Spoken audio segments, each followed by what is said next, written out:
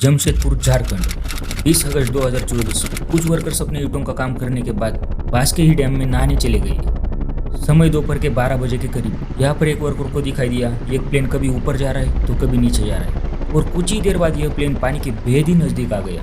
लेकिन दूरी अधिक होने की वजह से वह वर्कर उस प्लेन को नहीं देख पाया। उसे लगा कि यह प्लेन क्रैश हो गया, इसलिए वह अपने गांव रसोई बस्ती में जाकर सबको बताया कि चांदिली डैम में एक प्लेन क्रैश हो गया है। लेकिन उसकी बातों पर किसी ने भी यकीन नहीं किया।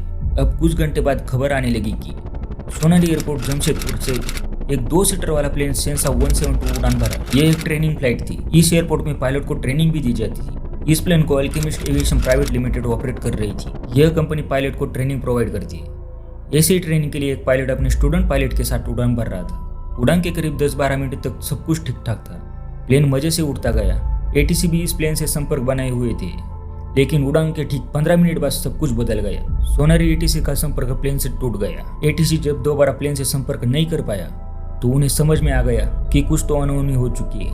तुरंत सर्च टीम प्लेन को खोजने के लिए निकल गई। Forest department, police, airline company के स्टाफ सभी प्लेन को खोजने में लग गए। शुरुआती सर्च में इस प्लेन को डैम के पास मौजूदा जंगलों में खोजा जा रहा था। तब तक इंटरनेट पर काफी सारी खबरें फैल चुकी थी, लेकिन अब तक भी यह पता नहीं चल पाया था कि यह प्लेन आखिर कहाँ क्रैश हो गया है। अब रसोई बस्ती वालों को भी यकीन हो गया कि वो मजदूर सही बोल रहा था। इस बात की खबर वो सर्च टीम को दे देते हैं। अब टीम ने पानी के अंदर छानबीन करना शुरू कर दिया, जहाँ उन्हें एक जूता मिला। शायद यह जूता इन्हीं दोनों पायलटों में से एक का था। खैर, जूता मिलने के बाद खोजबीन तेज हो गई, लेकिन अफसोस पूरा दिन गुजर गया पर प्लेन नहीं मिला। इसका सबसे बड़ा कारण है बरसात का मौसम। सावन के मौसम में बारिश इतनी तेज होती है कि पूरा पानी धूल मिट्टी में मिक्स हो जाता है। पानी इतना गंदा हो जाता है कि पानी के अंदर क्या है कुछ भी दिखाई नहीं देता। ऐसे में प्लेन को खोज पाना काफी कठिन हो गया। ऊपर से यह भी बताया जा रहा है कि इस डैम की गहराई 180 फीट तक हो सकती है। ऊपर से ये पानी स्थिर भी नहीं है। बहते पानी में प्लेन भी बहकर अपनी क्रैश लोकेशन चेंज कर सकता है। ऐसे में भी कोई अगर आई विटनेस मिल जाए तभी भी प्लेन को सही लोकेशन पर खोज पाना मुश्किल हो सकता है। 21 अगस्त का दिन भी गुजर जाता है पर प्लेन नहीं मिला।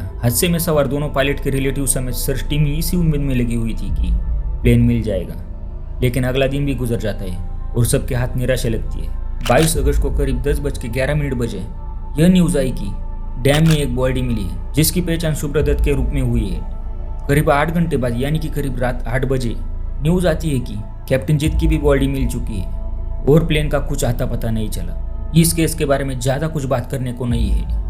जब उस वर्कर ने प्लेन को देखा तब उस प्लेन से कोई भी धुआं नहीं निकल रहा था। एक चीज नोटिस करने वाली है, ऐसा बताया जा रहा है कि प्लेन हिल के लंबे लंबे पेड़ों से बहुत ही नजदीकी से होकर गुजर रहा था, मानो यह प्लेन पेड़ों से टकरा गया हुआ। इसके बाद यह प्लेन डिसबैलेंस हो गया।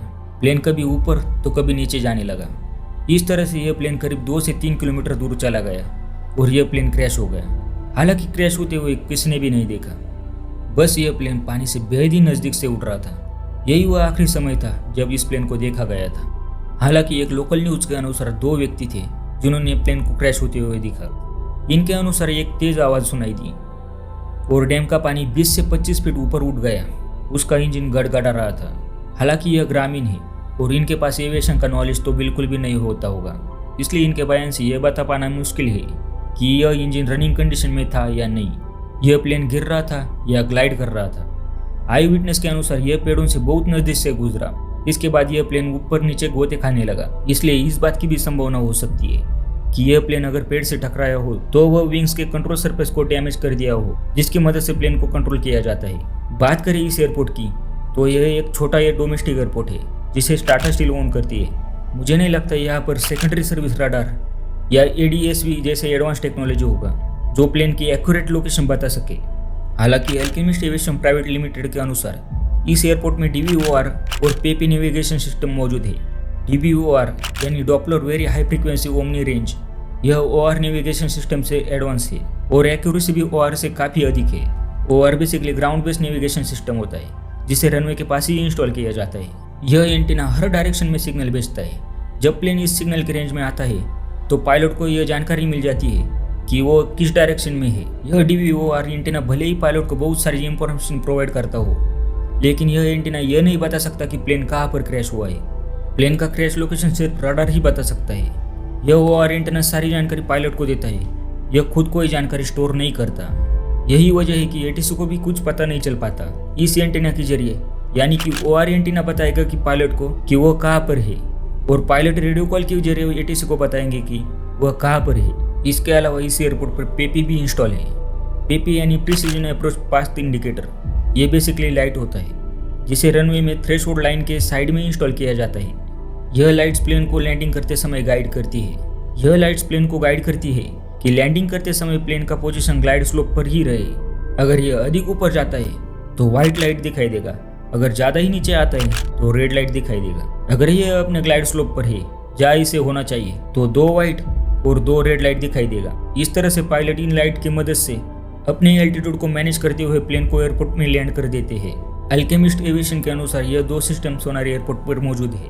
इसके अलावा प्लेन में ब्लैक बॉक्स भी होता है जिसके 2 मुख्य कंपोनेंट होते हैं, कॉकपिट वॉइस रिकॉर्डर और फ्लाइट डेटा रिकॉर्डर। यह क्रैश के बाद सिग्नल ट्रांसमिट करता है। इवन पानी के अंदर भी।